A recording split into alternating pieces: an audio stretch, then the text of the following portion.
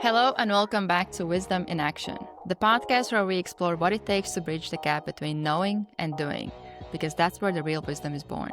I'm Austra, resilience coach and podcast strategist, and I created this space to have honest conversations with real experts and bring you practical insights you can apply, not just think about. Today, we are joined by Jonathan Merritt, a former D1 athlete turned into high-performance coach, helping entrepreneurs and high performers win bigger in life and business. Jonathan, welcome to Wisdom in Action. Thank you. Thank you. Happy to be here. I look forward to this conversation. We already connected over basketball before we recorded. So Yeah. to start us off, what is one piece of wisdom that changed everything once you started applying it? Yeah. I think the biggest thing for me is always be learning, right?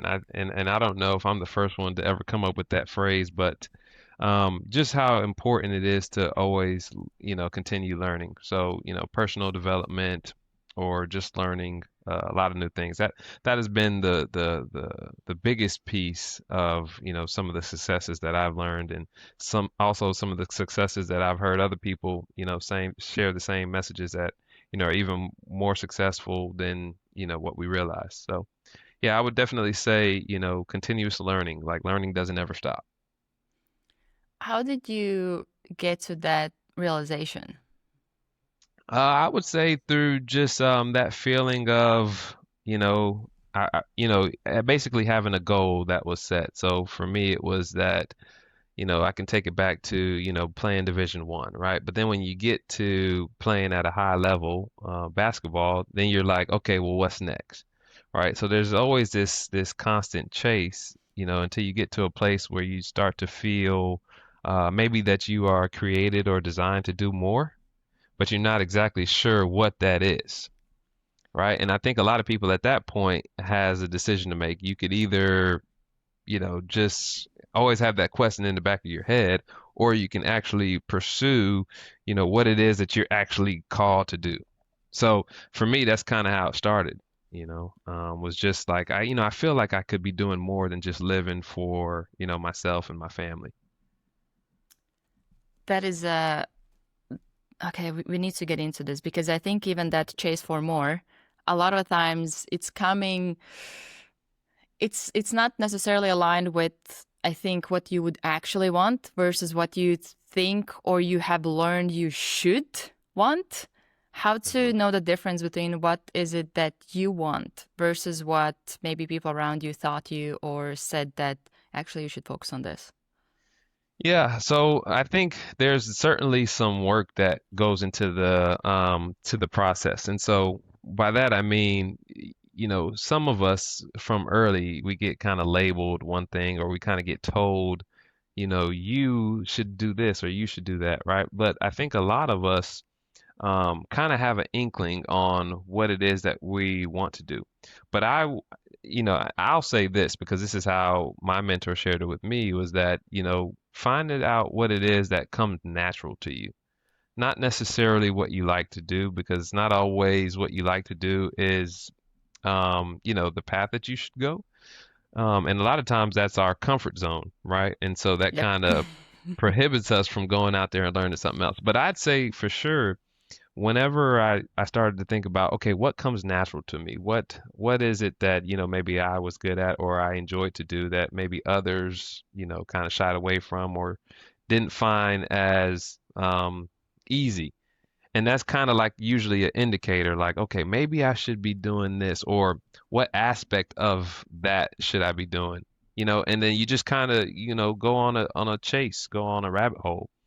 And I think what keeps most people stuck is that they never get started, Mm-hmm. right? They never actually get started in that pursuit to figuring out, what it is. And it's so easy to just, say, all right, I'll get started once I learn, as much as I want to learn about that thing. Mm. And that's a trap. And I fell in that trap quite a bit. Yeah, I think none of us are immune to being human. Yeah. Yeah. But with that's the never getting started piece. It kind of aligns with another question that I had about what you said about the continuous learning. Because I think another challenge with continuous learning is that you can get in that trap of just learning and actually Yeah, not applying. yeah, And I have been exactly. in that, like for me with self development, I started really early. I think I was like 12 years old. But I would say like first 7 or so years, there were some glimpses of me like doing stuff, but that was more so what I call feel good productivity. So it was kind of like within my comfort zone. It wasn't something that I actually deep down knew that, okay, you actually have to go and do that. And do it. Still Yeah. in between all that, I moved to a new country. I was studying there. So there was plenty of things that happened in some ways how like life forced me to grow, to get better. Hmm. But the moment I started to get some mentors that started to even make me aware of there's a difference between knowing and doing, Yeah. and the real change actually comes from not, or the real understanding comes from applying what you know. Yeah. How to, because I think a lot of times it sounds easier than it is to be done. Yeah. How to do that, where to start when it comes to applying what you actually know you want to do or should do. Yeah. I think, just, doing the first step, right? Doing the first step. And I always like to say too, like learning to me is the complete process of both knowledge and then application. And I use this example, and it might be cheesy, but this is until I get a better example. This is what I use. Like when we first learned, um, how to walk. A lot of us are too old to remember that process, but I bet if we had a video, or even if we have young ones or nieces or nephews or whatever the case, you can see when, the first child is trying to learn how to walk, they don't just get up, start walking. They first get up from off of the ground and they're holding on to something, right? And then they're propping themselves up and then they stand for a little bit, right? And then they fall down, right? And then it goes from that to they stand up on their own, right? And they take a couple of steps and then they top over. Then it goes from that to they take a couple of more steps, right? And then the parents are like, "Oh, oh, oh, you got it, you got it." All right, and then they fall over. And then they start being able to walk, but they can't quite run yet, right? When they start walking too fast, we're like, "Hey, slow down, slow down, slow down." Yeah. Right? And so you see where I'm going with this, right? There's a progression that happens when you're little, when you're just learning how to stand and how to walk. And I think in life, it's the same exact process. They just look different. We can take it from sports to starting your business, or to, learning this whole AI, thing, because that's the kind of world we live in, right? There's so many people that's afraid of AI, and their minds can go, way left field.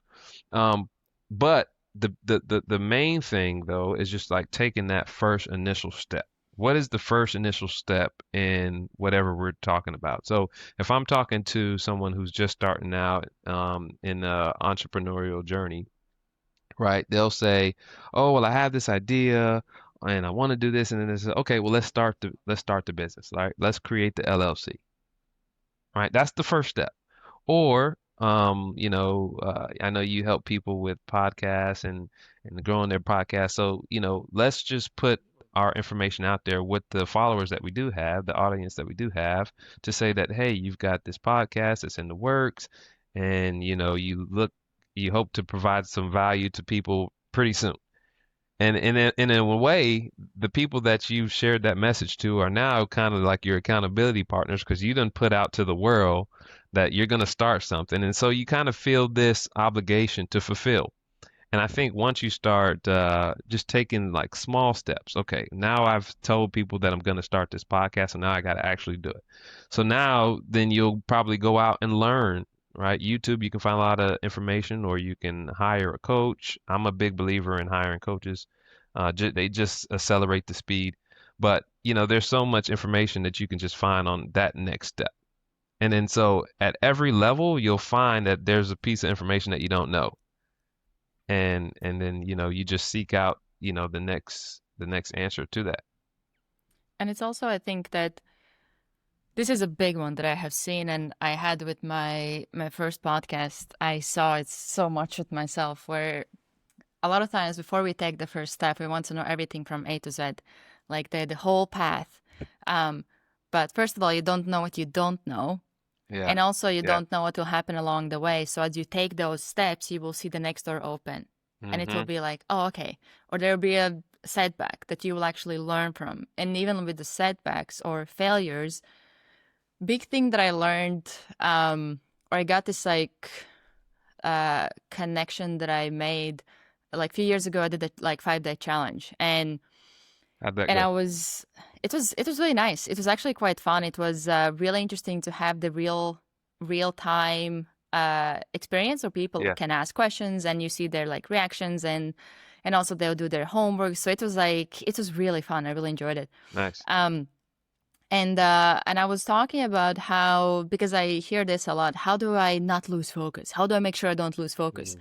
And I'm like, surprise, surprise, like you will lose focus. But what matters is how quickly you gain it back. Yeah. Like there will be times when you fall off track, but what matters is how quickly you can get back on. Hmm. And and the goal is, instead of focusing on not falling off, which it's ideal that you don't fall off, but if Right. you do, you focus on how can I get back as quickly as possible so that I can Right. continue my path. And that's been like for me, it was like really, it's been a really great reminder, because even like right now, last year I did the half Ironman with just 90 days prep, no experience Oh, in the wow. triathlon, no nothing. Congratulations. And thank you. And those 90 days before, I barely finished like half marathon in like close to 3 hours. Uh-huh. So I was not in a place to finish half Ironman. Yeah. I had never been on a road bike. I had never really trained for like open water swimming. Hmm. So I had done none of that. And I have 90 days to just figure it out, which is Yeah. another concept that I talk about, is commit before you're ready. Yeah. Um, True. I like and that. even through that, like this year, initially I wanted to do full Ironman, but I would get like injuries, or I would have like certain setbacks, or mainly it was really injuries, just like way too many injuries. Hmm. Basketball has been quite intense. Um, and even through those experiences, I would feel frustrated. I would be like, oh, I wanted to do it this year. And Hmm. I would get attached to that. But then a friend of mine said that, and I keep reminding myself, and it has helped me so much. He said to me, you know, you want to do it. You're certain you want to do it. I'm like, yeah, that's the goal. I want to finish it at least once. Yeah. Because for me, that was my impossible. Uh-huh. It doesn't feel as impossible now because I have finished half. But there was a time that I didn't even consider half Ironman, because I was like, well, I can't run long distances, so I can't do it. Yeah. That was kind of where I started. Hmm. So I know that I want to do it. And he said, as long as you are progressing towards it, that's what matters. Yeah. The Yeah. timeline might not be the one that you actually set out to have because of life, really. Yeah. Yeah. But what matters is that you're progressing towards it. So for Yeah. me, that was a great reminder. Like even last week, I had the last week of 6 week swim program for triathlon swimming specifically. So I learned so much there, Hmm. and that I'm now taking now with me, that I'm applying to my practice, and I'm just continuing the progression towards it. And I already have seen like great progress within my swim times and my technique and everything. And So everything. even Yeah. through that, I think it's such an important thing that we, or maybe you can talk more on that, because I think we do want to have deadlines, so we keep ourselves accountable, and we don't postpone things too much. But it's also that acceptance that, and I think it's really common in business world, because there's so many things that are happening at the same time as you're building the business, Hmm. that it's not always going to go according to the plan, and that's okay as long Yeah. as you progress towards the goal. Yeah. Yeah. That's so true. That's good too. And I think too, to piggyback on a little bit of what you said is, the main thing is just to keep making progress, towards the goal. And I believe that, your timing is not going to be the same timing as, the next person, but your timing is going to be exactly when it's supposed to be. And I think that's the main thing. If as long as you are at peace with that, then it takes the pressure off of you to, you may be feeling like, oh, I was supposed to, have this by now, or I was supposed to, do this. And, a lot of times it's because you're comparing yourself to someone else that you saw, or maybe you heard a message of someone doing something in, less than a year or whatever the case. And now you're like, okay, I'm expecting that same thing. And not always is that the case. And to be quite frank, most of the times that I've done that in my life, when I look back at it, I said, you know what? I'm glad that it didn't happen sooner because I wasn't ready, whether it was just to handle all the stuff that comes indirectly that you don't even realize that comes with it, or whether it's, poor management skills in terms of, finances, or maybe you don't have the right team in place or the right people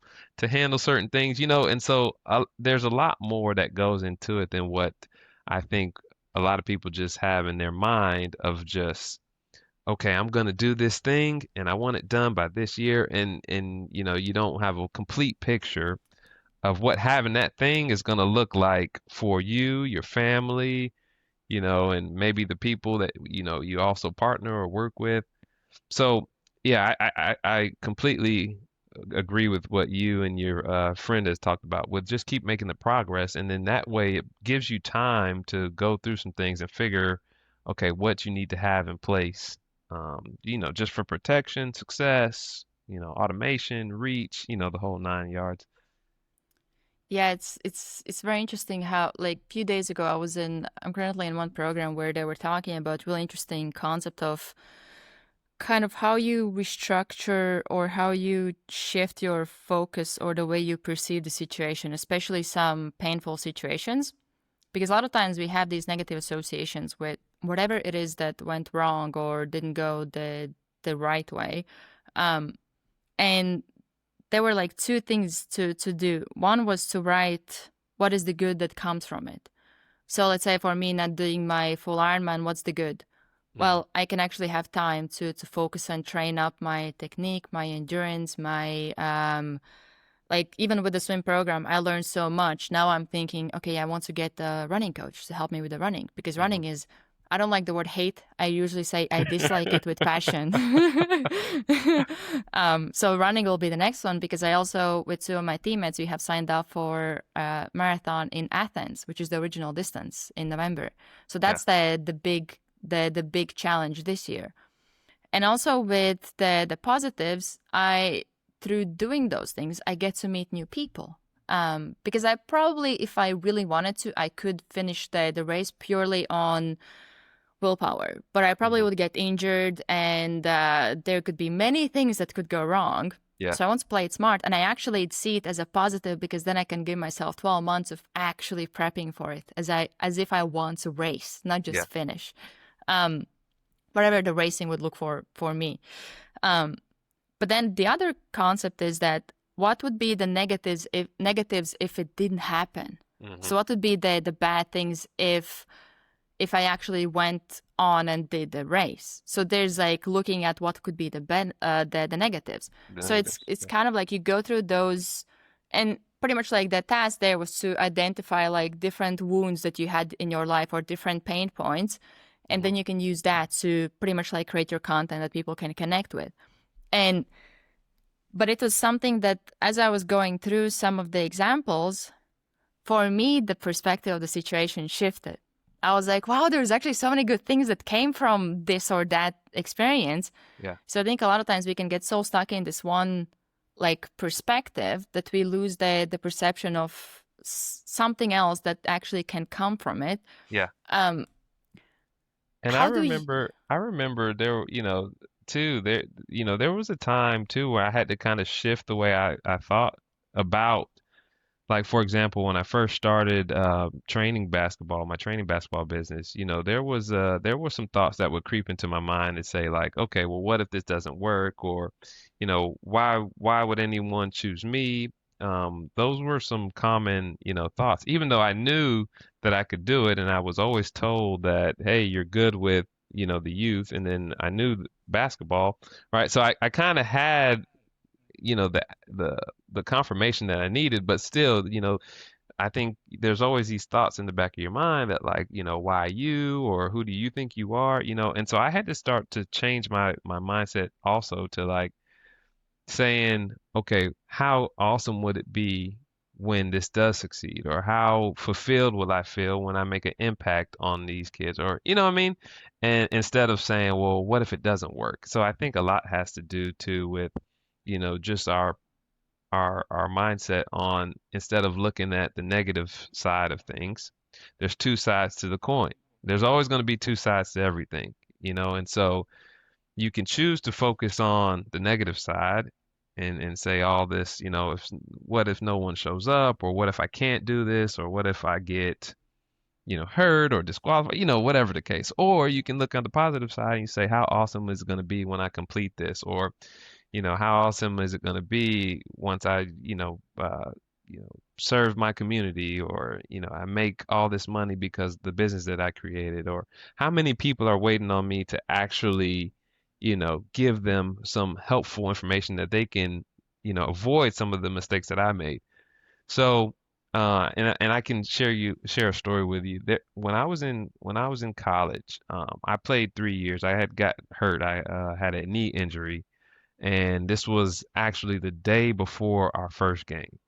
Oh, So we don't quite have the starters yet. We don't know who the starters were going to be, but I was one of the team captains. I was pretty confident that even if I didn't start, I was the first person coming off the bench for sure. And the day before the first game, I'm trying to run around a screen, and somebody forgets to set a screen. And our coach was pretty hardcore that, like, if you forgot to do something, we all were running. And I tried to avoid, the last second knee that came out, and 95% of my body missed the knee. But the little 5% that did, it was kind of like a knee on knee kind of thing. And so, long uh, story short, I had a knee injury. So that kind of took me out for the whole first half of the season. Well, between that time, college here in the US is a business, and, if they don't have any use for you, they kind of treat you as such.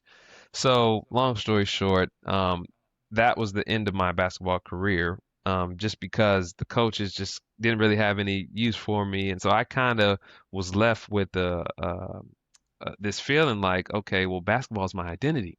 So what do I do? Right? Or so I thought. Do I now transfer to another school because I know that I can do this, but here I'm not going to have the opportunity to do it? And then at that time, I didn't really have a good major. I was just kind of like floating by to make sure I had good enough grades and enough credit hours that I could play. But, if my career had ended, I couldn't tell you what I was going to go on to do with the rest of my life. So, in a way, that injury was probably the best thing that happened to me, because at that moment, I had a decision to make. I could have left and still kind of, try to figure out what I was going to do, or I could stay. So I chose to stay. And when I stayed, the one thing that I knew was that I wasn't a dumb guy, right? I knew that, just based off of your choices kind of sway, the way that your life is going to go. And so I knew that now I had to go from being a student athlete to a full-time athlete with this, which is a whole nother world. But luckily, I had some good people that I ran across, and I was like, okay, you're pretty good at math. Can I, study with you? So there was like foreign things like going to the library to study. Like I had never like going to the library. Like y'all actually go here and study? Y'all actually drink coffee, Starbucks? What is this? I thought that studying just meant like, staying in your room with all the games and the TV shows and all the distractions, was fine enough. But my point is getting around a community of people that actually had the same goals, which was to get out of college with a good degree so that you can, enjoy some of your life later on. That was important. And so, fast forward now that I'm an adult, I can't stress how important community is, but the right community. Because you can have, some people that's going to drag you down, tear you down, or just talk about drama. And, I don't do drama anymore. But just the community of like, people encouraging one another, or people holding you accountable to the same goals that you have. And then before you know it, there's strength in numbers. I truly believe that. But yeah, I just wanted to share that story because that was kind of the foundation of when I realized how, important having a community was. yeah, it's very important. I have seen and experienced it in the last few years, especially how much you can accelerate when you have the right people around you. Yeah. Even by simple fact that you don't have to spend your energy in the drama, that alone is huge bonus. Yeah. But also the fact that there's less of that sense of loneliness or having to do it by yourself, because Yeah. that is one thing that I have seen a lot. Like a few years ago, I would do a lot of networking, mainly because I was like, well, I don't think I'm that good with people, or I didn't feel so. Most people that know me, they could never tell that. So I decided I'm just gonna reach out to strangers and network with them. So I would reach out to people, jump on calls, network, and I started to see many patterns. But one of them was that sense of loneliness, or that they have to do it by themselves, or they feel really alone, especially solopreneurs. And for the most part, when they would do networking with others, that person shows up and it becomes a pitch quest. Who can pitch Mm, first and tell you why you need my services? mm, And I saw that a lot myself. That's why I started to do networking my way. But it was really interesting to see that. I think, and it's a common pattern that I have seen, is that a lot of times we think that we're the only ones that have this experience. But actually, once we share and see that you're not the only one, yeah. that we actually, most of us to some extent, go through those experiences, and it's part of the journey. At least when you are in that no man's land, when you have outgrown your people around you, you haven't really met the new group yet, Yeah. it can be really hard to navigate that phase. Yeah. So true. So true. Yeah. And you know, some people have a hard time with like disconnecting, from that because, because of the experiences that, had been developed in the past. And that's all real. And you don't necessarily have to cut people off, but you do have to manage, I think, your time. And so, once you start to get excitement around what it is that you're pursuing, then there's this level of focus that I think that comes naturally right after that. And, I think a big mistake that I made this mistake too, but I think now that I'm aware of it, I don't make it as much. But most people think that um, there's just supposed to be this life balance that happens. Yeah. You know what I mean? And what the really successful people have mastered is that they realize that you can't have balance and focus at the same exact time. And when I learned that, when I heard that, it blew my mind because that was the first time I'd heard that concept. So it's nothing new that I discovered. I'm not taking credit for it, but maybe I'm the messenger to whoever's hearing it. But when you're in focus, you're not going to be in balance, and when you're in balance, you're not going to be focused. So the main thing is to try to identify where you are in your season of life. And for most of us, and I'm sure I'm talking to our audience right now, when we're first starting something or when we're pursuing something, we're in focus. And so a lot of times people feel like, well, I feel like I'm supposed to be doing this, this, and this, and this, and the two don't mix. So identify where you are. Are you in a season of balance or are you season of focus? And then based off of that, allow yourself the grace to be in that season. Yeah, it's I'm glad you touched on this, because I also am among the people who don't necessarily believe in balance. I do believe in finding what works for you based on like season that you're in, but it's something that I have this metaphor that I use when it comes to cleaning your house. You don't clean your house by going and doing 5 minutes in one room, you go to the next room, you go to the next room, and then you're surprised where there's still a mess. Yeah. It's like we start one room at a time, one Yeah. life area at a time that you make as a main focus. But Hmm. then like what I do now is I have like one main area that I focus on, then there's a secondary area, and then I have maintenance goals in the rest of the areas. Hmm. What do I Hmm. need to do to make sure that I don't fall back, Hmm. but I'm not aiming to perform at those areas or have huge acceleration or growth or Yeah. whatever, because that's the main focus. Right. And it is it is really interesting how it still gets to you when you're like, oh, but I should be like focusing on everything. Yeah, yeah, It's like yeah, you can't focus on everything, and it's yeah. in some ways it's just like accepting it and finding what works for you at the time. But it is interesting. I do like that concept of balance versus focus because it's really hard. How would you describe the balance? What does it look like? Yeah, so are you talking about like when you're just when your life is imbalanced? Is that what I you don't mean? know. Yeah, Anything so works. yeah, so for example, let's say if you're in balance, right? You maybe have a family and you kind of know what's going on there. You have a schedule that works. Maybe you have a team full of folks.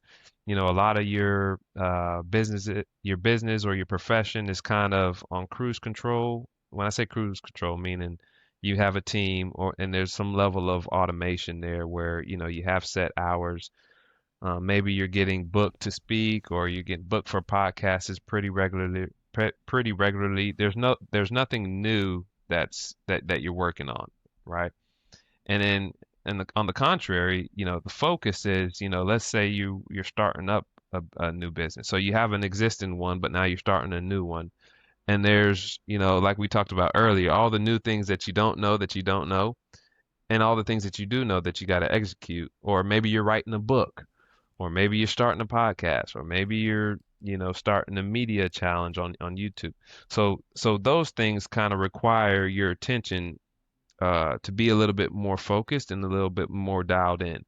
Or maybe you're interviewing for certain things in your business, or your business is growing, and so now you're trying to figure out all the protection stuff that you need in place, the whole nine yards. And so those are kind of the two. Typically, it's whenever you see something new being introduced or something new that you want to work on, then you're like super focused. You're super focused on, your personal development, but then also, the actual project itself. And normally when you're focusing on balance, you're trying to spend more time with your family and be more present. you know, a lot of times your profession and your career is just kind of on rinse and repeat. You just you kind of know what to expect. You kind of can predict, the revenue, or you can kind of predict, where you're going to show up, if you're just a professional working. So those are kind of the two indicators to kind of tell you where you are. It sounds like the balance is something that I do think a lot of us we want to have balance like right now, today. But even with what you described, it sounds like it's a lot of that you actually have to put in to get to that point where you have that balance. Because you have worked through those different rooms and actually have found a system to make it work, Yeah. which that alone takes a lot of trial and error and life seasons change, or you now have kids. It's not the same as not having kids, and you start your business, and that adds another layer of things to figure out to get to that balance. And I think it's what I have seen is that we have this or we learn this idea of what balance is, Hmm. which I think big one is that, oh, you have to spend the equal amount of time in everything that you And do, kind of everything. thing. Yeah. Uh-huh. So it's less about the quality of the time and it's more about the quantity. Um, Whereas even like for me, I'm currently in the busy season, but at the same time, whenever I go, and I try to go home as often as I can, it's not too far to get home. Where's home for you? Latvia. Lafayette? Yeah, and I'm currently based in Estonia. It's literally like 5 hour bus and I'm home. Oh, okay. Okay. Um, and but whenever I would go home before, I would always be like trying to do something in the background, do some work or do Hmm. something. So I was Hmm. never actually present. Now when I go home, I actually make sure I'm present. I'm there. I go Hmm. visit everybody in the family. I actually sit down, have conversations, we do something together, and I feel way more connected, Yeah. even though the time spent might be less, but it's actually quality. I'm Yeah. actually there. Yeah. And then when I get back here, I have noticed this. I feel like my nervous system has regulated. Like Hmm. I'm calm. I'm like, let's get back to work. Hmm. And then every time that I go home, I just get regulated. I'm good. Let's get back to Yeah. work. Yeah. But You're I rejuvenated. intentionally, yeah, exactly. And I intentionally try to be present. If I do any work, it will be maybe in the evening or in the morning when I'm not doing anything with the family or they're Hmm. doing something else. But for the most part, I try to do my best to, instead of being like, oh, I don't really have time, I have to do this or that, or I make sure I don't have any calls booked or anything like that so that I can be present and Yeah. can give that time. Yeah. But at the same time, sometimes it might be every 2, 3 months that I do that for maybe a couple of days. Is that something that in the book is balance? I don't know, probably not. But at the same time, because I'm so present, I need less quantity and more quality to Hmm. feel that connection and actually deepen the connections that I have with the family. So Yeah. I think it's something that I have seen that a lot of it is finding what works for you. Yeah.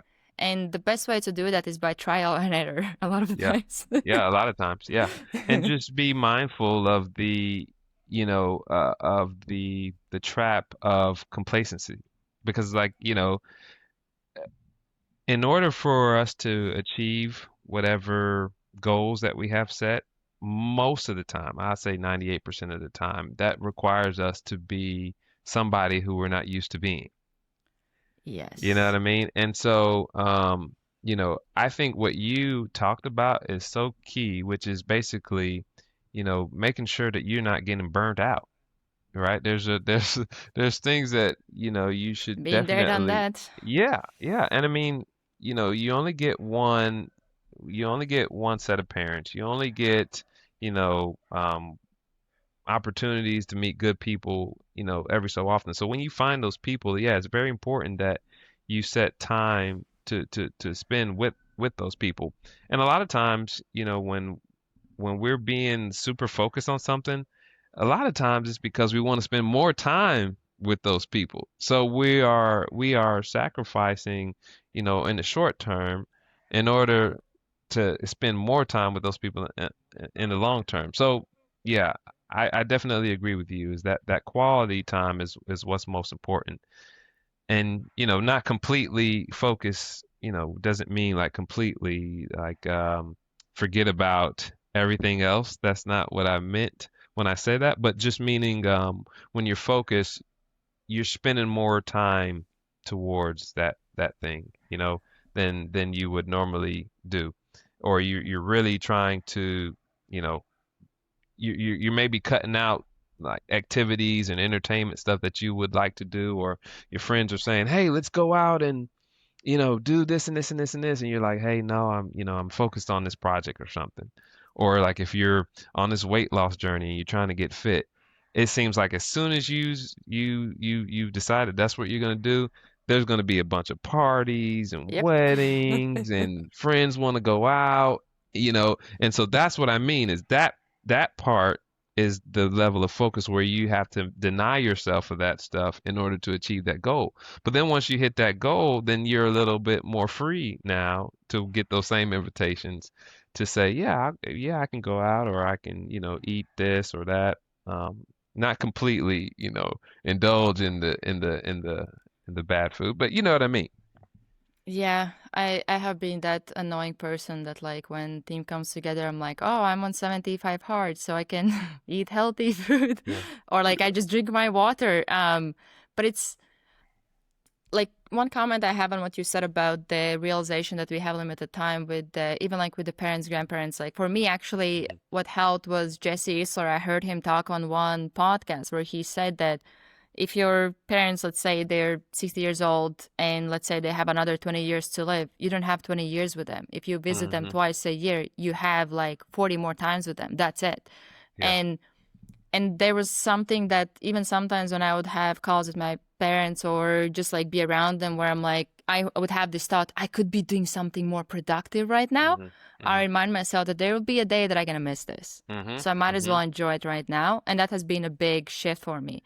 But Yeah. then on the other side, I have a question for you. What to do if we have listeners that are currently in the focus mode and they actually don't really have that much space or energy to dedicate towards it, how to deal with whether it's meeting the family or friends or going out, things like that, how to deal with the guilt that might come with being in that place where you might even want to go, but you know that right now you're in this season where you have to focus on what's in front of you that you want to work on?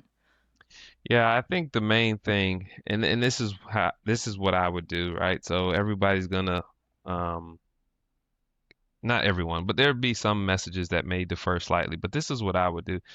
There's often times that you know you feel guilty, right? But that's all part of becoming the new person that I was talking about. That's just part of your natural shedding of the old you, right? This feeling that like, oh, I'm leaving people behind or I'm missing out by doing this. So you're gonna have to constantly remind yourself on why that you're pursuing this new you. You know, what is the how awesome is it going to be? This is that positive thinking I was telling you about earlier. How awesome is it going to be once you reach your goal? Or what are the impact that you're going to be able to achieve once, you know, this new you shows up to the world? And that's going to be, you know, basically why find your why. Why are you doing this, right? And that why is going to be the thing that helps drive you. Now, there's still going to be times where you're just not going to feel like doing the thing. And that's when you need your community. And like I mentioned to you, I'm a big believer in having a coach. So, you know, for me, the most recent thing is I wanted to get back into some shape. And I'm actually now in better shape than I was even when I was playing basketball several years ago.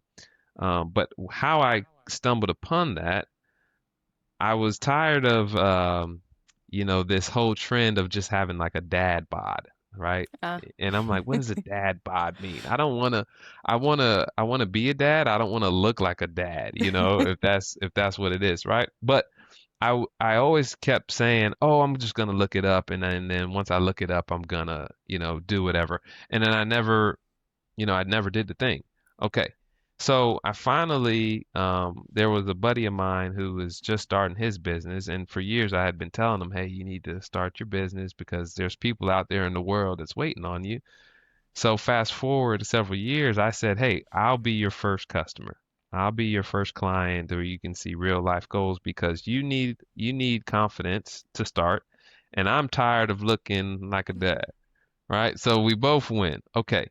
So what I realized during my process was there was some guilt in when people would invite me out places and I'd just be sitting there not eating a thing, right? But I have a banana and some protein bars and yeah. stuff in the car, but I have to wait, you know, until this event is over. And people are like, "You're not drinking? You just getting water or you're not eating?" Right? So there's this feeling that like, yeah, you're missing out, right? Or this feeling that, you know, I hope that they don't think I'm better than them because that's not what I'm trying to do, but I'm focused on this goal. And even the days that I felt weak or I felt like I didn't want to do this anymore, I knew that I had somebody that was going to check in with me later on that week and that there was not going to be a way that I could lie to him because there's certain measures that we're measuring, right? And so that's kind of the same thing that I'm sure that depending on your situation, you can find that same thing is, you know, don't be too hard on yourself by saying, "Oh, I've got to have this by this timeline," because your timeline is going to be your timeline, and not always do we know what that is, And what's right? best for us. And what's best for us, exactly. So all you have to be concerned with is you know taking that next step. And so then the next thing is people will say, "Oh, well, I don't have enough hours in the day." I hear that all the time. Or I'm not a morning person. Newsflash, all the hours that you say you don't have is in the morning. Mm. So most people, most successful people I hear, they start their day around 5, 6 o'clock. Okay. And some crazies, they start at 4. But to me, there's something there that tells me that what's most common by a lot of successful people, whether it's your athletes, your professionals, your entrepreneurs, is that they're getting their day started a lot earlier so that they're getting at least 2, 3 hour head start on whatever project or whatever, you know, training program or whatever it is that they're working on. They're getting that head start. And so what that does is now later on, it does create time for you if you decide later on to do something extra or additional, or if you just decide to double up. Hey, I cranked out some work in the first half of the day, and then maybe you have a full-time job from 8 to 5 or 9 to 5 or whatever the case, and then maybe you can do some work on the back end.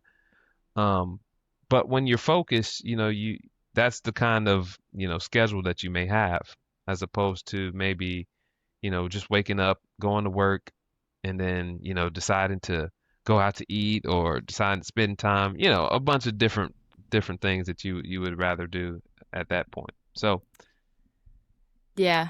One comment I have with the eating, something that I have seen so much is I got this. I got to the point where now I'm okay with it because I have done it enough times. But also I saw it like good example is my half marathons. I would be the first one that I wanted to do. My parents are like, "Well, you have to do it. It's not good for your health." Which, by the way, they're right. It's not the best. Like, if you want to be healthy, endurance not the best thing to choose. Um, it's usually for people who are just like crazy. yeah. And but then after the fourth half marathon, my mom wrote in the family chat, "Congratulations, well done. What's next?" Complete shift. And one Uh, thing that I have learned is that it takes time for people to adjust to the new you or to the mm-hmm. new patterns. Because Yeah. now when I go to places, they're like, "Oh, it's Austra." They know that I will come with either my own stuff or I will not eat something or Yeah. I will not drink. They're used to that. Or I So will leave true. early because I need to wake up or whatever might be the case or have some work to do or whatever. So it's also like be mindful that it takes time for people to adjust and kind of like adjust their perception of you. Yeah. So true. Um, Before I ask you the last question, where can people connect with you, find more about you, work with you? Yeah, sure. So you can find me on YouTube, Jonathan Merritt. If you type in Jonathan Merritt, I should pop up. You can find me there. Also on Instagram, you can find me Coach, the letter J, and then Merritt, Merit. And then also that's the same on TikTok, on Facebook. If you type in Jonathan Merritt, you should be able to find me there. And so anybody that's interested in, following me, keeping up, I would love to have you join the community. If you're looking for any coaching or someone that also hold you accountable or help you through your season of life, I'd be happy to talk with you there. So you can just DM me on any of those platforms. All right. And last question I have is what is one piece of wisdom you're still learning to live? Ah, that's a good one. Okay, one piece of wisdom that I'm learning to live. I would say definitely serve each other. So serve people. For me, a lot of times I would always just assume that people knew what I knew. Or I would say, if I share everything, right, then what's left to share? And what I didn't realize at the time was that that just means you have to go learn more information, right? And so it was this feeling of like, okay, well, once I share everything I know, well, now, you know what I know, and so now I'm no longer valuable, but that's not always the case. What it just means is that just like I'm sharing with everybody else, is that you continue to grow. You never stop learning. So there's a whole set of things out there that I have no idea about that I still have to learn. But there's also a whole lot of things that I do know that other people are waiting for me to get out there and share it with them.